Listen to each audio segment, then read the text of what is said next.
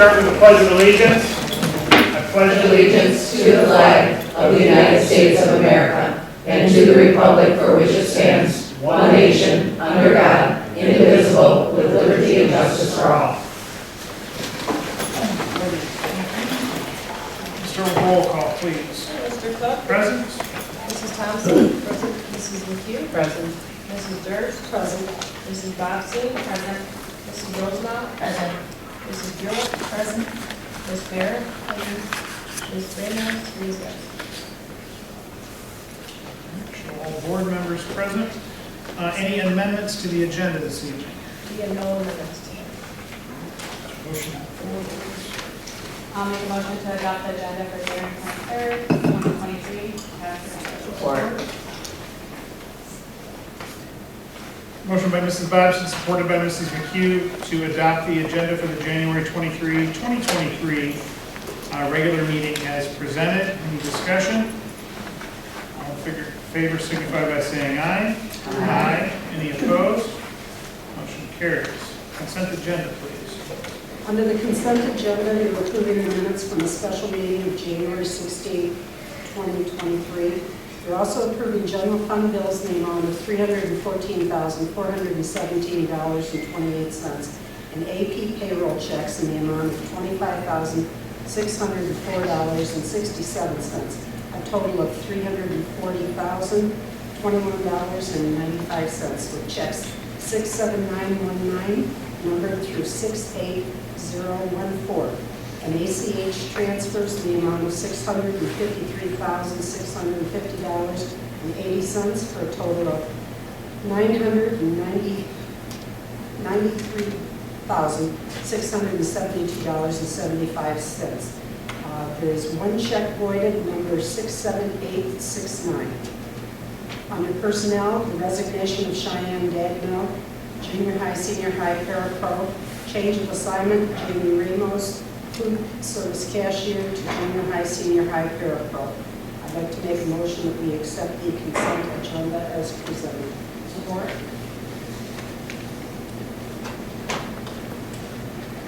Motion by Mrs. Durst, supported by Mrs. Rosenau, to accept the consent agenda as presented. Any discussion? Should we even start with you? Okay, then she just resigned. Hearing none, all in favor signify by saying aye. Aye. Any opposed? Motion carries. All right, reports.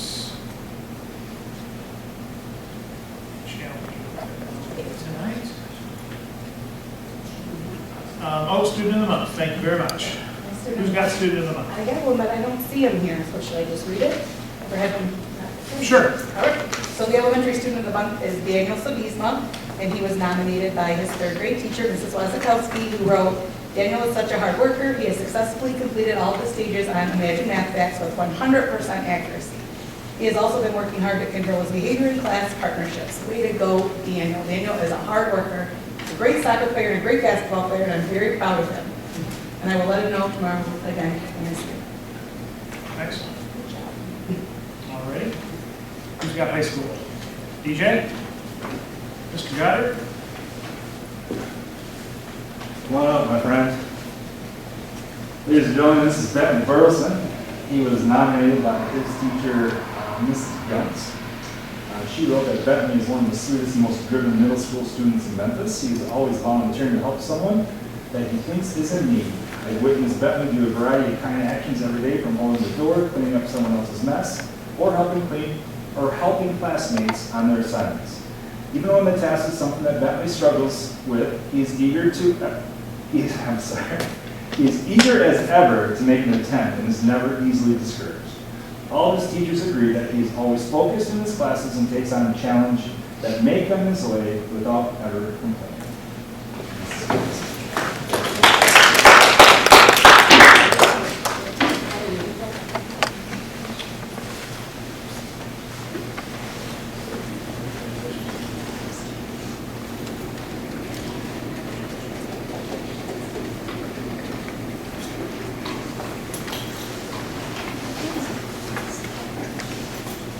And then our high school nominee is Alexis McCready was a 10th grader, and she was nominated by Mrs. Daisy Scott.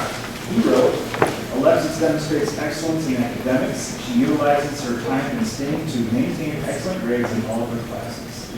Furthermore, her outward persona is one of politeness toward her fellow students, teachers, and staff.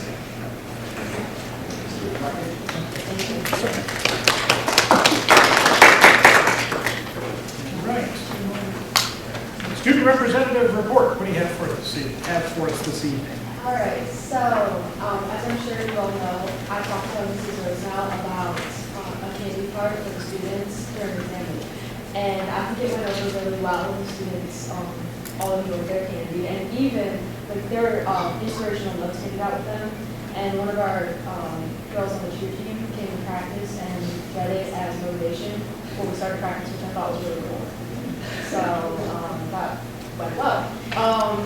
Another thing I was thinking about and wanted to propose. I was at a VFW scholarship dinner for a scholarship I applied for back in October actually.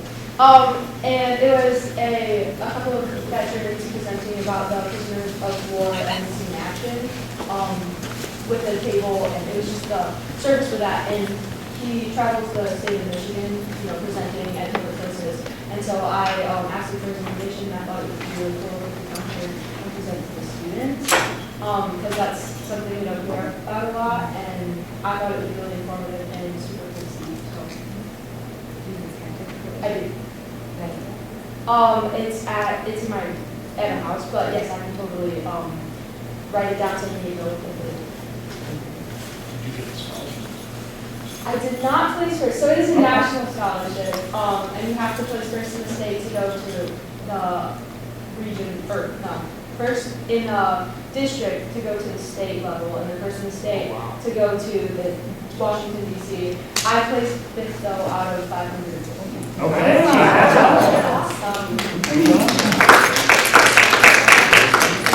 Continue to apply for them.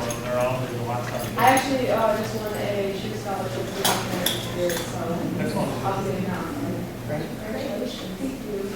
Anything else to report this evening? All right. Well, thank you for the idea on the candy, and Mrs. Rosenau for following through on our last meeting on that. I'm glad it went well. And Amanda helped pass on.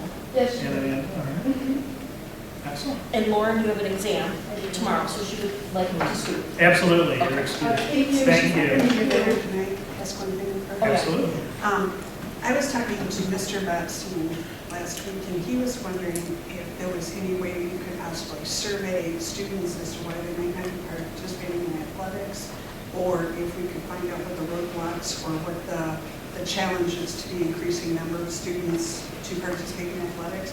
And I said that might be a wonderful thing to turn back over to our student representatives. Absolutely. And if we could get them to work with possibly like Mr. and Mrs. Bobstein as coaches, Mr. Walsh as a coach, to help prepare the questions, and then we could possibly do it during the first hour, and that maybe students would be more comfortable in answering a survey if they knew it was coming from the student reps. So Yeah. I was going to bring it up during board comments, but I'm just wondering if that's something you guys might be interested in. Yeah, I can totally, I'll work with Mrs. Rosenau and coaches to come up with a survey and we can send it out. Yeah, he just doesn't, it's getting them started. Is it a COVID-related issue? Because we see who's coming up and the younger ones and participating, but if there's anything we can do from the survey to help increase participation, that would be a cool thing. Can I ask a question please, Dr. Nancy? Are you talking, is it high school that we're seeing a decline in? Or just in general, are you talking, because I know. I'm not really sure. This was just a request from a high school coach, but I think that we have feeder programs, so I would think that 6th through 12th grade would be when who would do the survey. Well, that's what I was my choice. going to add to that, because I know we need to have the 8th grade girls basketball team, and that's concerning. I'm not sure about the boys, if there was 7th, 8th grade boys. Yes, basketball. there is. But there was not a girls' 8th grade team this year at all, and that's concerning why we didn't have one. It's actually 2 years in a row. And of course, Shane would be involved in it. Or Yeah, Shane so. would be involved too. Okay, that was That's all. why I make Thank you. sure you have a junior high as well too. Yeah. So, okay. All right, I will get right on that. All right. Thank you, Ms. Barrett. Thank you. All right, Mrs. Hankins. All right, I included a lot of information. I know we've been talking a lot about bookworms, so bear with me, I'm gonna give you another bookworms lesson. So the bookworms program that second and third grade is piloting, it breaks ELA instruction up into 3 blocks. There's the ELA block, a shared reading block, and then the DI block. The DI block stands for differentiated instruction, and that is where our students are assessed and then given very explicit intervention based on their phonics skills or whatever they might need help with in reading. So that fits perfectly into our win time. And being that second and third grade are already learning about it, the team of teachers decided that it would be a good idea. That's an easy one to kind of separate and dive into this year. So the teachers had some training in January on how to implement the DI block, and they're slowly starting to play with it this year so that they can be more proficient in it next year. So that's very exciting. We did some assessment on the students, and they're planning their interventions based on that. And I included the link of the presentation that the staff was given during the 2 PD days on how to use it. So for more information for you, if you'd like to check that out. I included the information that's been sent home virtually for kindergarten kickoff and preschool registration. Closer to the date, we'll be printing that out and sending it home as well. We're doing a signing day theme for kindergarten kickoff this year, kind of inspired by the athletes that get signed for college. So they're going to sign to come to Memphis Elementary, and we're going to use the backdrop, and they're going to write their name. And we have some PR stakes like the We Are Memphis ones, but these ones say, I'm a Memphis kindergartner, a little yellow jacket for them to put in their lawn and then return and use next year. We started an event on Facebook today that we were able to use some funding to promote to kind of get that out within our 30-mile radius. So hopefully we'll see a lot of faces. It's been a struggle the last few years to get our early L kids in early, but with our full GSRP classes, we're hopeful that we'll have a big turnout this year. We have 1 student left that needs the NWEA test for the winter, so we'll start going over those scores.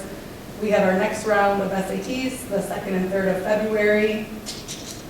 And, just today I got a picture of the book bus. They started putting in the shelf, so I added that in last minute before I came. I'm very excited how fast that is going. I was expecting it to take months, so we're very excited how far along that has come. And then our PBIS team is very proud that we were asked by Joe Zima to help get the PBIS word out around the county. So depending on the weather, Wednesday night we're hosting a Dine and Learn for other schools in the area. I know Algonac is coming, Croslex School is coming, where we're just going to talk about PBIS and share our successes and just kind of brainstorm together on what we can keep doing to move PBIS forward. Where will we have that hosted? Well, there's 15 people coming, and a movable feast is hosting or providing dinner. So I think we'll do it in the teacher's lounge, so it can kind of be a little intimate. Very Yeah. nice. Thank you for the conversation. When and how are the reading scores distributed to parents? They'll be distributed with progress reports, which go home on Friday, as long as their testing is done. We have 1 or 2, that 1 straggler. So as long as she's done, everybody will get them on Friday, the 27th. And then we'll go over our trend line data and share that with the staff. Once we can close that window, which everybody has to be done. So we'll have that for next meeting. Hopefully, I think it will depend when the junior, senior high is done with theirs. Okay. Any other questions from Ms. Hankins tonight? Thank you. Thank you. Junior, senior high school? Did you want me to, do you want to read it? I got it. Okay. Junior senior high school is excited to welcome Jesse Sikowski as our next principal. He should be taking over February 13th. Poor guy is going to be all by himself, as most of the leadership team will be at other trainings that week. So I'll make sure to touch base with him and make sure he's good to go to start. Midterm exams took place this past week in the high school, wrapping up the first semester of classes. We look forward to celebrating our seniors in their last semester at Memphis High School.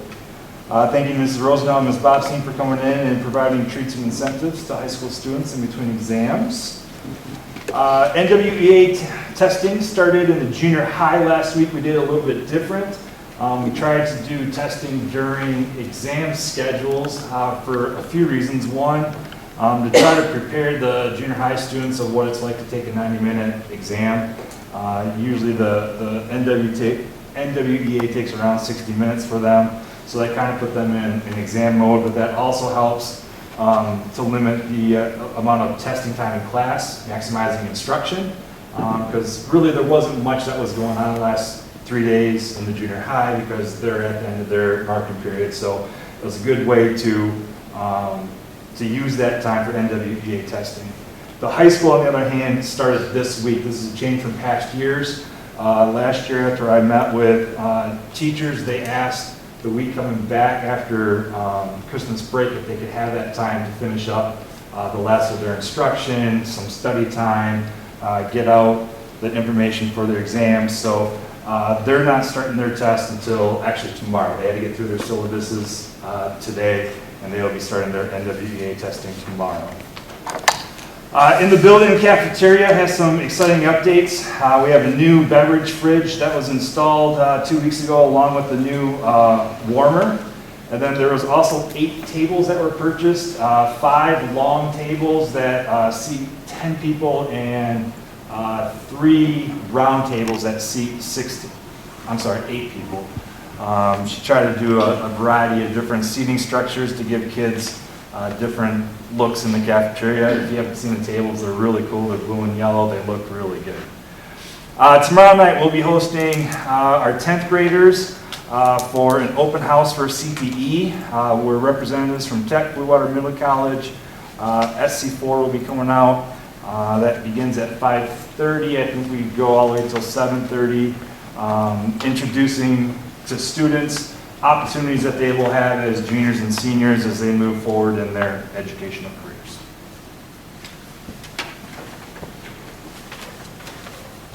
Thank you, Mr. Goddard. Any questions from Mr. Goddard? I have a question. Mr. Goddard, is that informational class for only juniors and seniors, or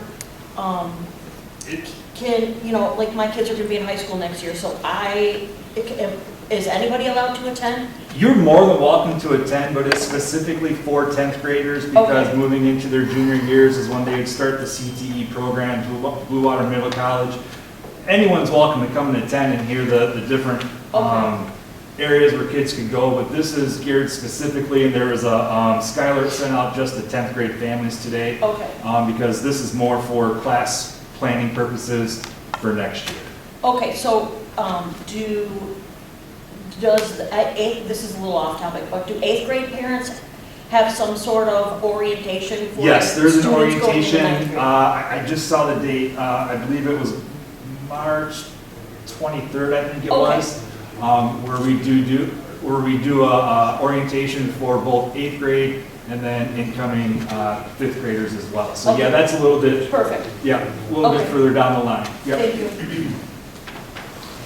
Thank you, Mr. Goddard. Any other questions, Mr. Goddard, junior senior high school? Mr. Walsh, what do you have for us this evening?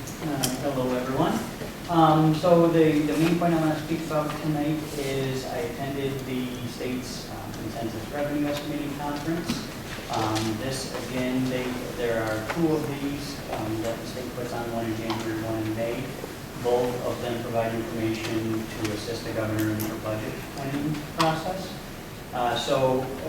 This first estimating conference that we see in January is it kind of gives an estimate of what we've collected so far. It finalizes the state's prior fiscal year end, which ended on September 30th, and then kind of gives projections for what they think we're going to finish up the year at. So it's really just the first step in the process. In February, the governor will use these figures and then come out with her very first preliminary budget.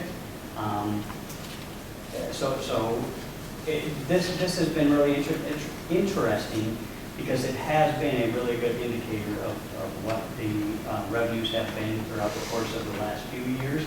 The estimating conference is put on by the economics directors at the University of Michigan, along with some other representatives from the Senate House, or the House Fiscal and Senate Fiscal.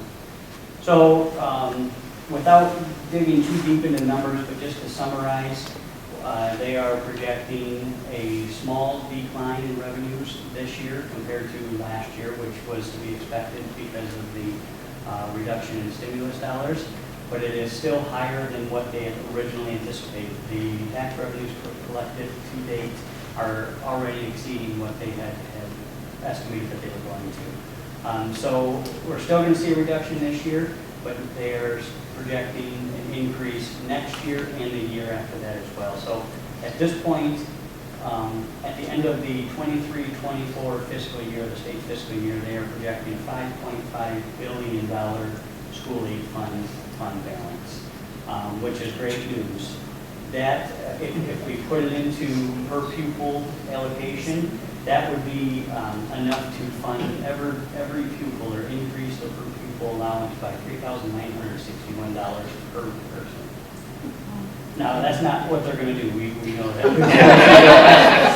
But it does tell us that some of these initiatives that they've set forth this year mainly, they made a lot of bold advances in funding, especially in the special education realm. So that's really good news in terms of longevity for those programs. When they came out with them initially, they said, we'll fund them as long as we can. And seeing this projected fund balance gives us hope that they will continue to do so.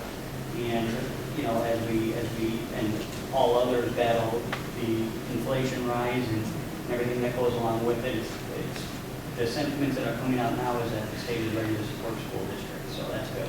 Okay. Essentially, the revenues, the main contributing factors to this is continued higher than expected sales tax revenues.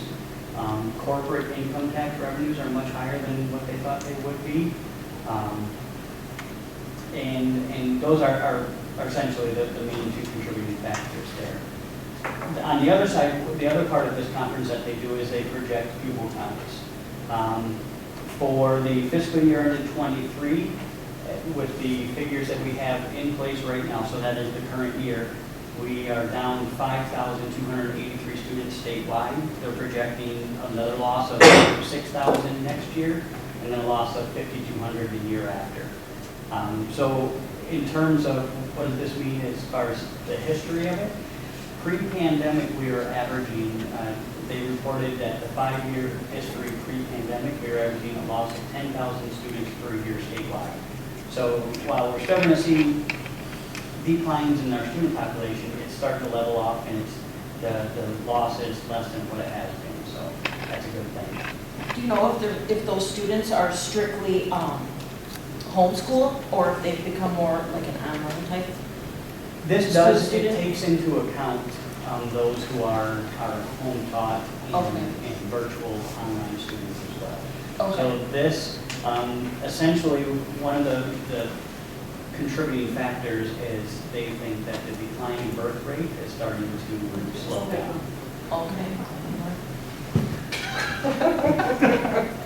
And I will say these projections also, they took a very conservative approach and included a possible recession, which they think they do anticipate there will be some sort of recession, though they do think that it will be light and will not be a heavy recession, but that does take into account that. So.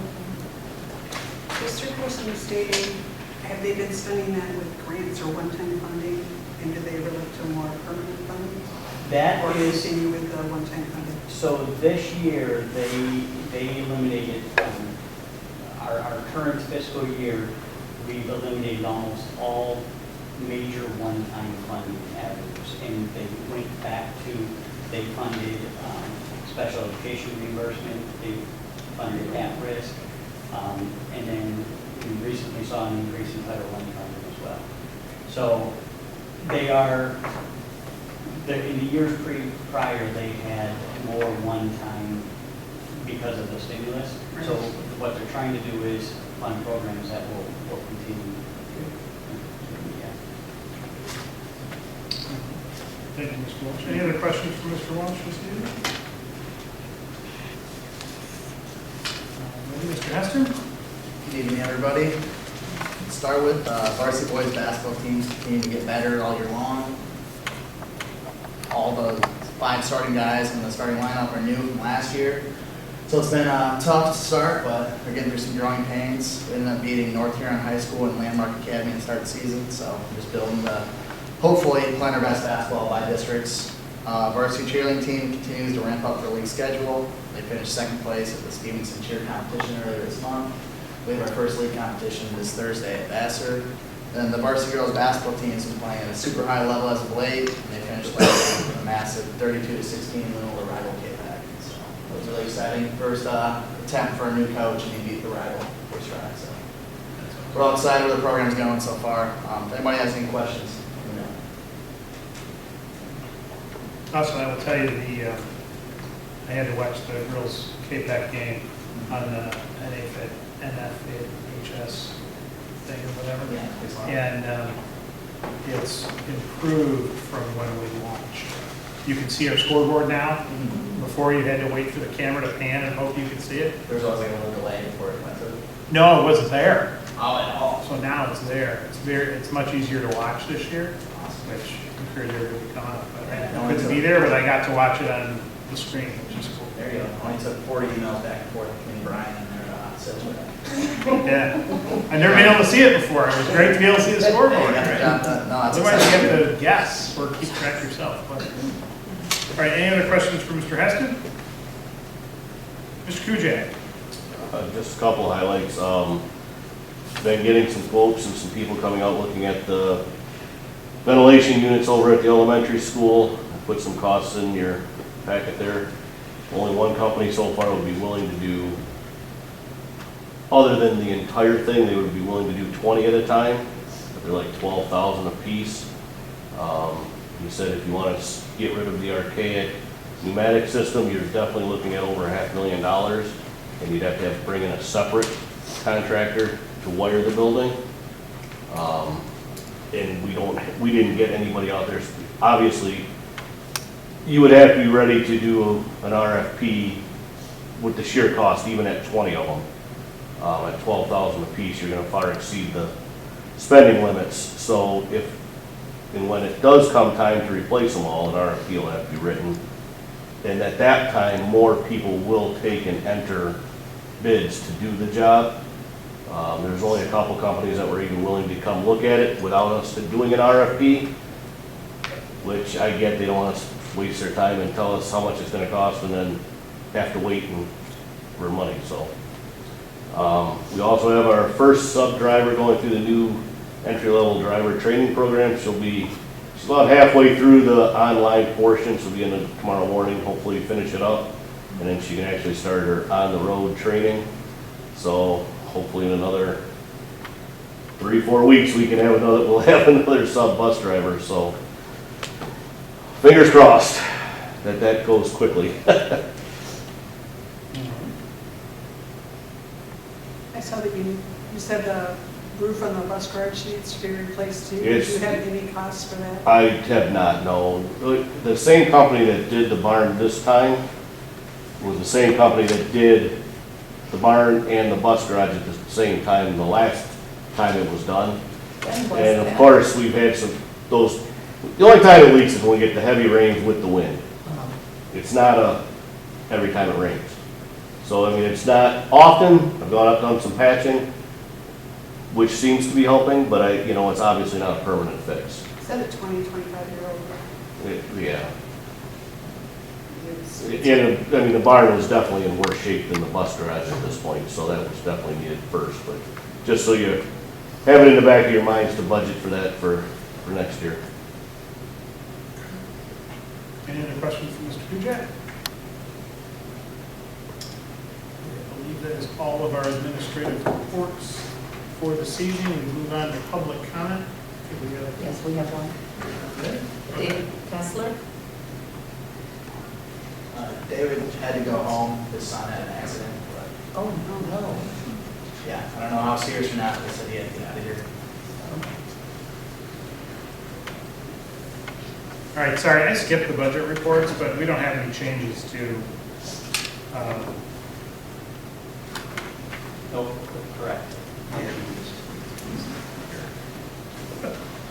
All right, so, okay, well, we'll hope everything is okay with him. All right, moving on to correspondence then, Truman School Law Notes. Anything anyone wants to discuss from those tonight? Yeah. We've had them for a bit. Our new set's due out soon. I don't think So did we determine that we will have a printed copy of long notes? Yeah, Laura will print the copies of them, Perfect. and then they'll be, Yeah. at least then you can We'll fill in a have- notebook and have them to be able to refer back. Thank you. The only thing I would bring up from the December notes is, hopefully we don't need them this year, but the 7 factors in discipline. It's something that if you haven't experienced it before, great to read up on now. So if we ever do have to discuss the 7 factors, that we have those top of mind.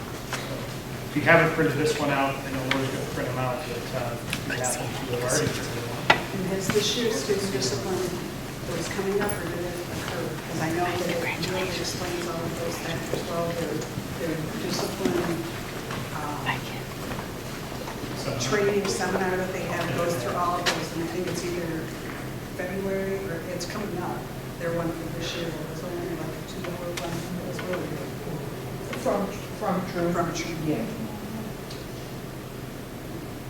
Is somebody planning to attend that? It was an online one when I took it. It was Oh, just, you just okay. sign up Yeah. for it through Laura, and then they send you a link, and it was good.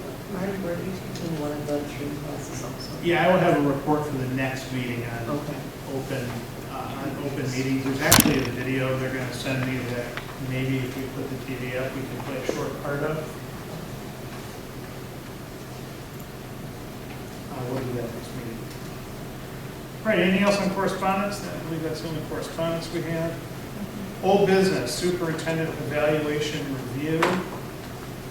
So we had pushed this to this meeting, however, at the last meeting, we got so deep into it, I think we're there. Thank you, Nancy, for getting all those thoughts together and getting them down on paper. And I believe, Ms. Stavallari, you've had a chance to look at these and review them. Are there any changes, anything that anyone wants to discuss on these tonight? I think we got pretty far with them all the way to the end last time, but it's on the agenda, so let's go through it. And if there's any discussion on management and administration, curriculum and instruction, or governance that we want to discuss. And those would be the board goals, the 5-year strategic Yeah. board goals.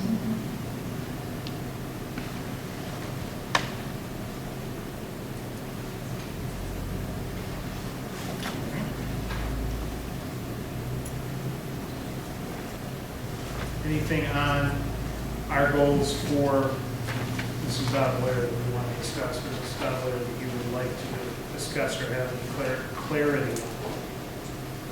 Well, I mean, we really did a good job, I thought, last time getting it done, but I know that I had questions or clarity, things need to look at on a busy day. I know, I feel very confident and comfortable that we can talk about it, like I can say, hey, can you guys give me some more guidance on this, but when I look at these, You talked about the declining birth rate, that to say we're going to increase by 10 students is not a realistic one, that we can say that we have a stable, and that we are doing looking at students leaving the district and trying to find out why, so that if there's anything we can do, plus the promotion that she's doing, but to put a number on it is kind of unfair as far as the agreements that we want to increase enrollment, but it's really hard to do when birth rate is down so low. Well, what do you do when the evaluation has you doing your figuring that way, you know? I mean, that's one of the factors of it, you know what I mean? We just have smaller families and everything. So what do you do? Because that is one of the, I would say you look at enrollment just like you look at the test scores. You look at the trend line, right? So if the trend line is this way and it starts to flatten out, it may still be negative, but it's not as negative. Or, in my mind, when you talk about highly effective, that's where you reward, you've gotten to the 0 point and gained 1 student, right? Or 2 students, and then you start going from there, right? Because what's effective now may not be effective 2-3 years from now. Right, as the area builds out, hopefully, and more families come, or more families come in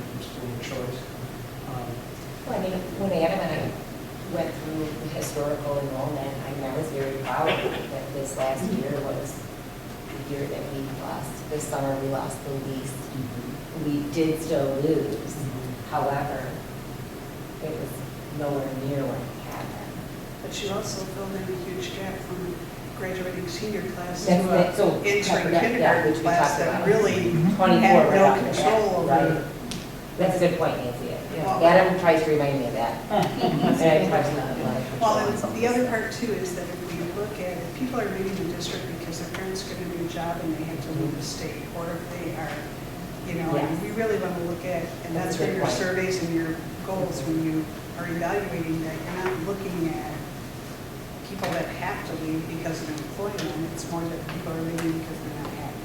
So Right. out of district or school choice. I did notice that there's, I think, 4 or 5 homes already up on the back of the Pratt Road. Does anybody know if those have sold? Because they're family Several for homes. sale. So I'm hoping that, you know, families would move, what's that? Hopefully they have families. Yeah. Which is, if you on my road, that have little ones that are like probably just approaching preschool age that just moved in. So, Make sure they don't book registration. yeah, I'll start, give me some signs and I'll put them in my yard. That's how I'm telling you, I'll start advertising on my road and there's Share it on your Facebook. 3 homes that are up for sale right now that the kids have already graduated and maybe the families will be coming in, you know, so you can look at those factors as well. And I've gotten a lot of great feedback from surrounding schools about Memphis and talking to them, some transfers coming back to Memphis. So that's some positive feedback that I received from some phone calls I received as well. So just positivity from Sarah to the district. So I want to give that compliment to Sarah for I believe it should be given.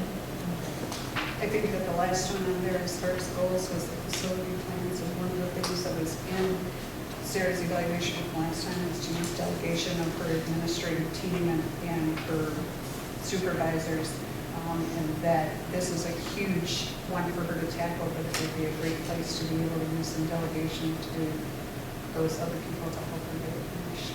So that was another huge one on there. No, this is a question for you, Susan. How often do you send out mailers to just the community in general for preschool? Are you talking about physical mailers? Yeah. We don't. It's very expensive and we don't have a budget for it. So we try to put it out on Facebook and advertise to 30 people from now until February 28th only costs us $40, whereas to send them a mailer is. Do you have signs available? I mean, like, honestly, like, I'm. Like postcards, you mean? Well, no, I mean, like even signs put out in yards. I mean, for example, like if Yeah, I we had one don't. for my yard, like I said, I have. We have them for the kids that are registering, like I registered for preschool, but we, or kindergarten, but we do not have like advertising signs. We don't really have a budget for advertising, but I would be happy to do that. But that's a really cute thing. We used to do the Vistaprint, flyers and we would put them at the places, but nobody ever took them. Then we would send them home with each kid, so I'll happily order some more postcards and get them out around the community. Pediatrician's office, I would just need the okay and send them. When you see these new families coming in with young children that are preschool age, Yeah, you know, and you don't have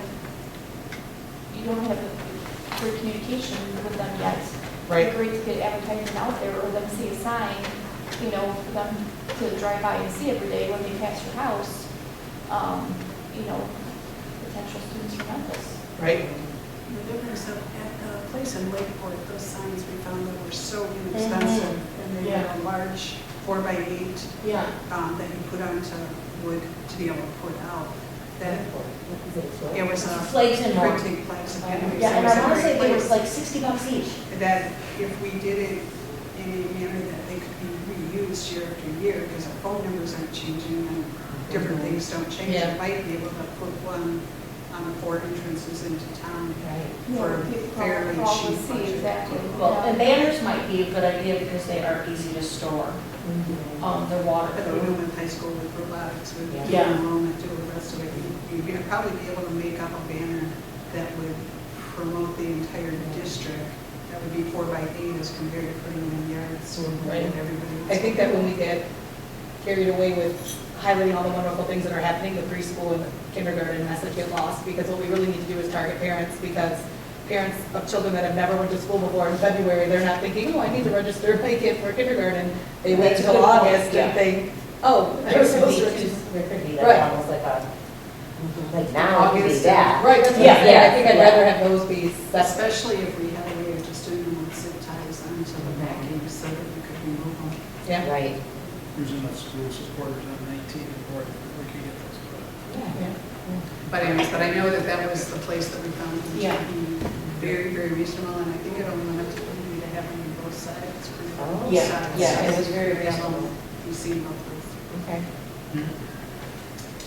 Anybody's got that? Anything else on Mrs. Davalaire's indicators for success and evidence setting? All right. That is it for old business then. New business, we have the approval of USF funding agreement, so let's get a motion on the floor. I make a motion to approve the USF funding agreement as presented. Support.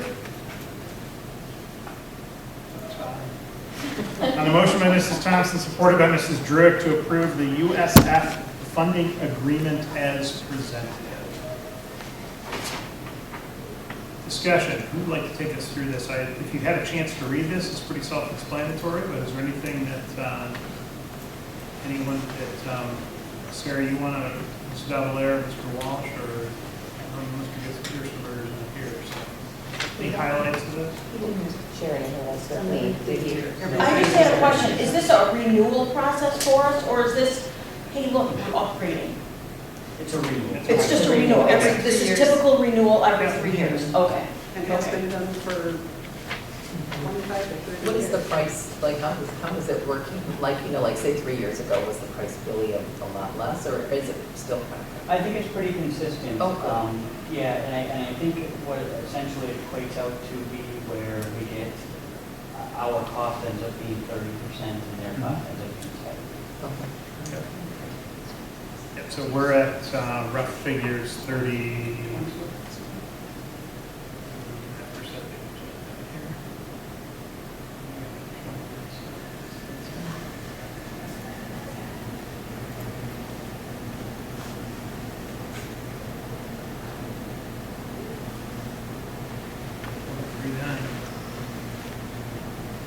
Go for the East Cliff. So that's the total price, but we get a 70% discount, so we're only paying 30% of the total. Yep. All right. Any other discussion on USF funding? Hearing none, all in favor signify by saying aye. Aye. Any opposed? Motion carries. Mrs. Davalaire, superintendent comments. I definitely can't speak on behalf of Leslie, Lisa, and Nancy, but I just put together a little presentation of Northview Next because I just was left so incredibly inspired. And, you know, the two leaders that gave us the tour were just like unbelievable, you know, they were just unbelievable uniters of everything for one cause, which was just, you know, support staff and students in a manner that where they may not have succeeded. So we really brainstormed what that could look like here. And the biggest piece of it is the biggest piece that they, and correct me if I'm wrong, what they said was you have to find forward, future-thinking educators who recognize that when a certain population has not been successful in a traditional setting, that it isn't the students who have failed. It's the system that has failed, the students, and so you have to think of things to do differently. And I know, Lisa, you've said to me multiple times that watching them put, you know, when they met a goal of a credit and putting it on that, I mean, you're talking like grown adults with the biggest smiles you could see on their face because they probably had not experienced success previously. So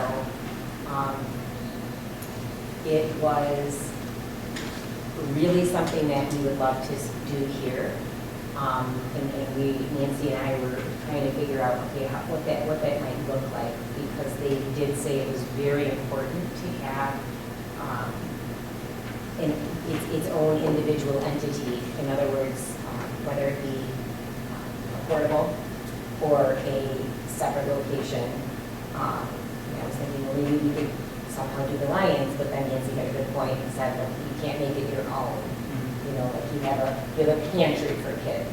So if they don't have laundry soap in their house, they literally go in the pantry and get laundry soap. If they don't have a toilet bowl cleaner, they get toilet bowl cleaners, they get food, they get everything they need, and most of the stuff is donated from churches. And then they have just 2 classrooms, an ELA and a science, and then the rest they are working with Graduation Alliance, but they also are working with their regular high school to get those credits. It's all project-based, which means the kids pick their passion projects, and they meet all of the state of Michigan graduation requirements.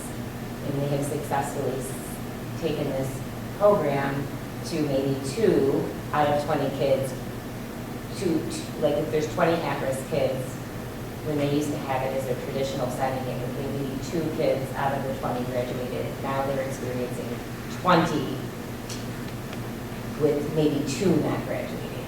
And notably, they're going all over the country sharing this model. There was just a huge article about them that was sent out. Susan sent it to me, Leslie sent it to me. I don't remember, somebody else sent it to me in one of my educator groups. Because they're also meeting the needs at the far end by providing this, setting. They're also able then to meet the needs of the kids at the very high end because the teachers are able to do more. So they've been recognized by national U.S. Department of Ed, and it's going to explode, and I would sure love to be the first school on the east side that has this opportunity available for students, because we just can't continue to set some kids up for failure and expect. And I believe that article stated that they were recognized by the College Board. Instead of, they created the project-based learning for these students, but on the opposite end, they're creating an AP-only level. So they're able to make these trajectories based on which, again, like Drew and Brett would say, they were able to create these different pathways, if you will, because they were able to really find almost like niche communities for their students in order for them to be successful.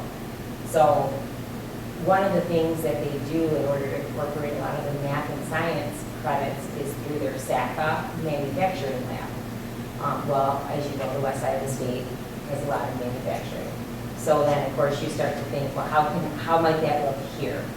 And in every grant that I have applied for, there's been 2 $50,000 grants and one $100,000 grant I just applied for. Each grant entity has a focus area, a priority area, and you have to align your grant with, they won't fund anything that's not in that priority area. And right now there's 2 hot topics for funding, and STEM is one of them. So, which is why I came to the thought of if somehow we can make our own little SACA lab with the STEM lab, we could get those science and math credits. But then Nancy and Leslie and Lisa had a great idea when they were talking. They probably spent, 3 hours talking to us? It was incredible. Bringing in like one marking period, a construction, an electrician, so that kids can have that career-ready component of it. So anyhow, there's a lot to unpack, but the potential for our students is in our community, because our students are entering the community after, right? So the potential for earnings, the potential for entering the workforce, the potential for being one step ahead of the competitors applying for a very good paying job. It's just going to set this kids apart. We just have to figure out the logistics. That's where we're at. So, To add to what Sarah's saying, it's almost a 3-tier approach. They have their high school, and then they used to have this as a alternative school, and they found out they weren't successful, which is like most of the alternative schools that are here that are shut down. So what they did was they turned the alternative school into a standards-based high school, which they took the Michigan State curriculum and broke it down into components for every subject. And so as the project was done, the teacher said that we'll need these and these. So 90 hours later, they end up having the credit for that class. But if it was a special education student that was not being successful in the high school, they had to go through the special ed director to make sure that this was the school where they could benefit or succeed, because it had to be the least restrictive environment for them. But they weren't saying anybody can go there and we will provide parapros and the rest. So they had to be able to be successful in what was there. And it wasn't for the severe behavior problem, because once again, that wasn't the least restrictive environment, because they didn't have the extra people to go into it. So when you're looking at students that would attend this literally, like Sarah said, would be students that their learning is more hands-on, project-based, not traditional teacher stand in front of you and do it, but a lot more with the guidance. And so in Memphis, if you look at the students that we have, and this is the number we would have to get, we would probably have maybe 12 students in our high school right now that would be potentially the ones to go there, leaving room for like a one-room building would be like 20 students, 8 or more from the community to come in to help with providing that funding. So and then what they also have is another place away from that, that if a student is the behavior problems, so they're not successful in high school, they're not successful here, then they can go to a fully virtual. And the fully virtual one in this community is what's paying for all the programs. So we don't have that, but they built it in as a tier that we could.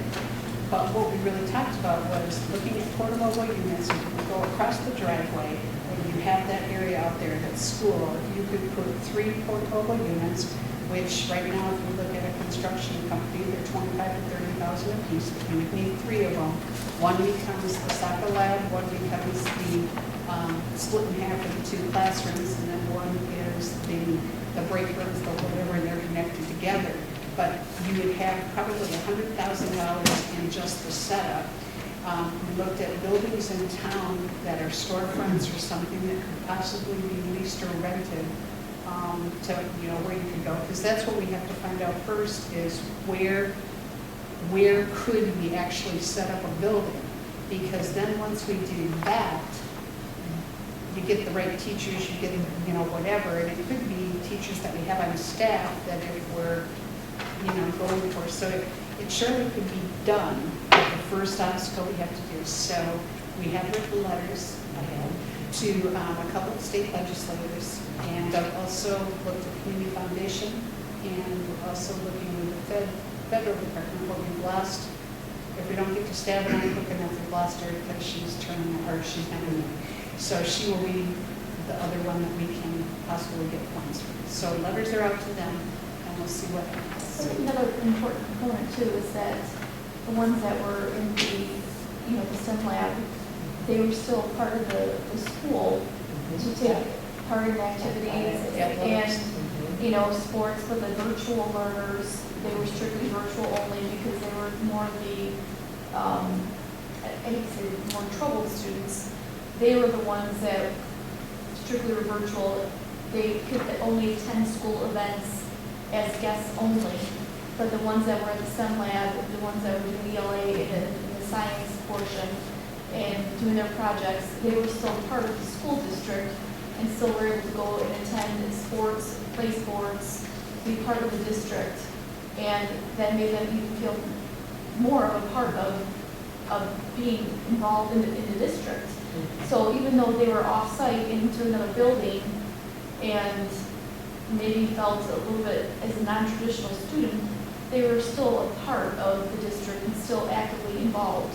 I felt that was very important too, because they still felt, and you could tell they felt they were still a part of everything. I mean, the smile, the looks on their faces, it just it said it all. You had to see the looks on their faces. You had to be there to see it, to understand how those students felt. And I just think it's a great program. And if Memphis can do something to get it started and going, I just think it's something that we and I think it's that being actively involved still in their high school is a huge component too, mentally and physically. I mean, if that might also increase athletics, if you think about it, because a lot of our athletes maybe don't, and I mean, Shane would be able to speak to that, but there's a lot of kids who really want to do athletics, but maybe aren't successful in a traditional setting, and maybe have to end up not playing because of eligibility. Because of academics. Because of academics, so that could also, I mean, I'm just thinking, you know. I think if you build it, they'll come, but I think our biggest thing that we have to look at is we're all sold on how good it is. Yeah. So we have to be able to have physical space that this can occur, and that's what we have to figure out first. So, and go from there. Dynamics. I would like to add, myself, as a student who did not do well in school, and I am not a sit down and listen to somebody talk type of student. I think it's really important to acknowledge that when we walked into this learning facility, not the virtual one, the soccer one, this setting was family-like. These kids wholeheartedly felt like they belonged. You walked in and their tables had snacks. Kids had their feet up on the chairs. It was very relaxed. It was go at your own pace. I specifically asked, I saw the snacks on the tables and asked, why are there snacks on the table? You never know what these students are going through at home. If they're hungry, they can grab a bite to eat. It's not a distraction. They can go into the pantry and help themselves whenever they want. And it just, I can't help but think how many students it would help here at Memphis. But even personally, I would have thrived in a project-based learning center myself, as opposed to just, going through the motions and graduating as I did. But I think what I really enjoyed seeing in that center itself was the fact that you pulled X amount of students out of the school where they were just another number, and put them into this, created a family unit for them where they felt like they belonged, they felt like they were trusted, and they had trust in what they were doing, and they knew that being there, they were going to succeed. It was very, like you said, inspiring. And then lastly, I just wanted to let you know, I did send a basket that I thought would be appropriate because the kids really, you could tell they were part of that family, so I just sent that little basket on behalf of the school district, the board, and myself, so. And just the passion. Oh, they were wonderful. Those two gentlemen were The fantastic. passion was just, we could have probably stayed for another 3 hours. No joke. Yeah. And they would have just kept going on and discussing more and more with I us. just We love had that how time. united they were Yes. towards a common goal. There was no divisiveness, there No. was no problems, No. it was just, we are here for kids. And they started, I think it's also important to note that they started in the school with the kids. Yep. They were the ones that said, We screwed we're up. failing these kids. They're Yeah. slipping, they're falling through the cracks. What can we do to fix that? How Exactly. can we help these students? And they brainstormed it. Yeah, so that's all I got. I just hope it doesn't go to the wayside because it's something to think about pretty much 24/7. I think Nancy's right. Secure site.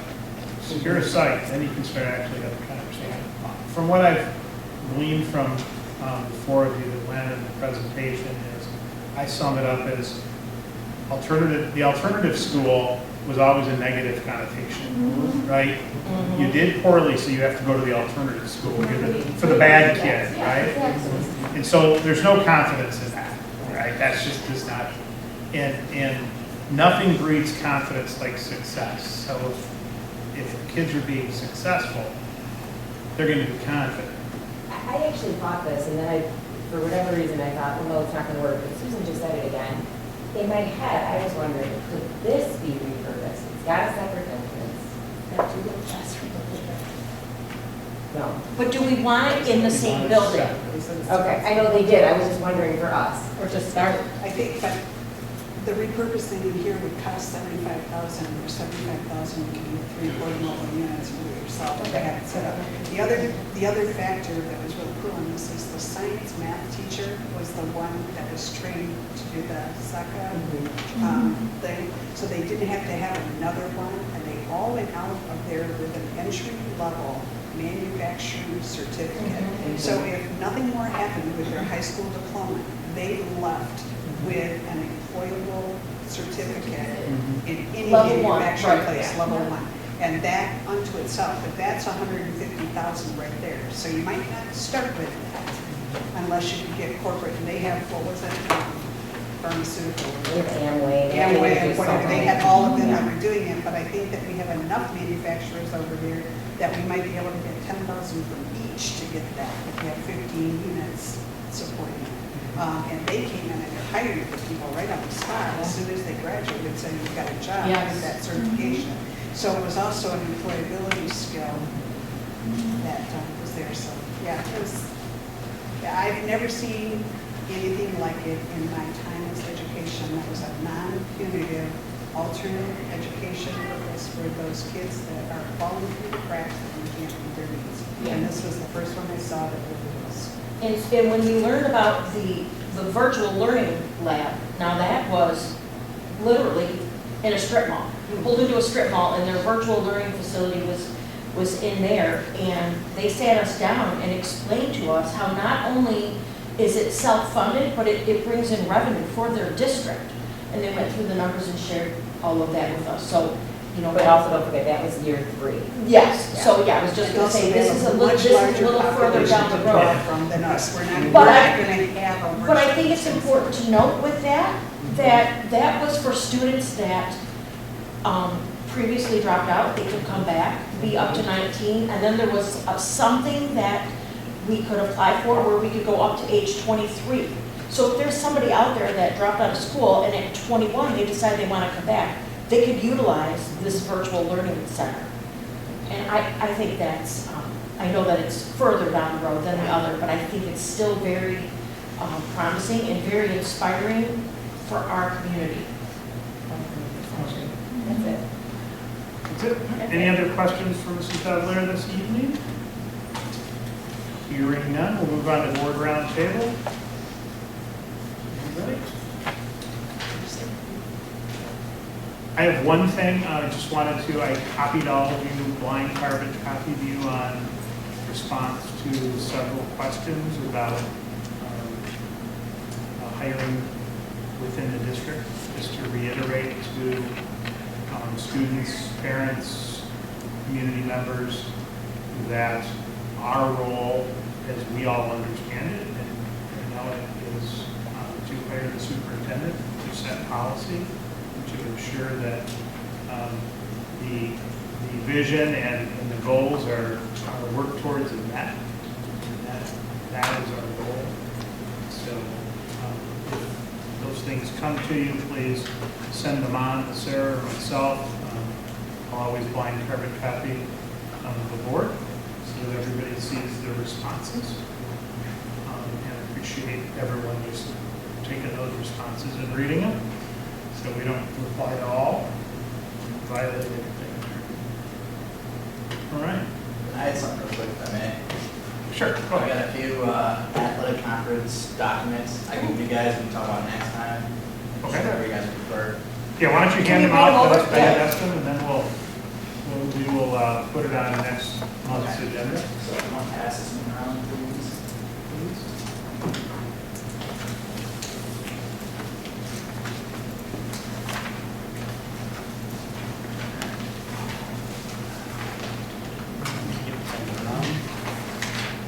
Yeah.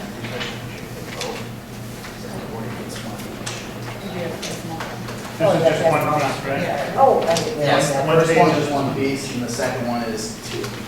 So what you're looking at is executive commissioner of the MAC, is one of them, talking about entry into the conference. And the other one is the MRP ratings requested for the agency schools in Alabama. Okay, all right, we're gonna put this on the February agenda. We'll have a chance to digest this. Thank you for providing that. Yep. Mr. Heston, as requested. Anything else for board roundtable this evening? Yes, you probably saw the general membership dinner that's coming up on February 23rd. And it's in line with also the tech open house and that, and it's there at RISA. There's a dinner and presentation. They're going to be doing a RISA update, going to go over the MASB budget and then a legislative update and everything. So they usually do a very nice dinner, even if it is kind of luncheon based, because we're kind of scooting out of there after that, and then you can go right over to the tech building and go through the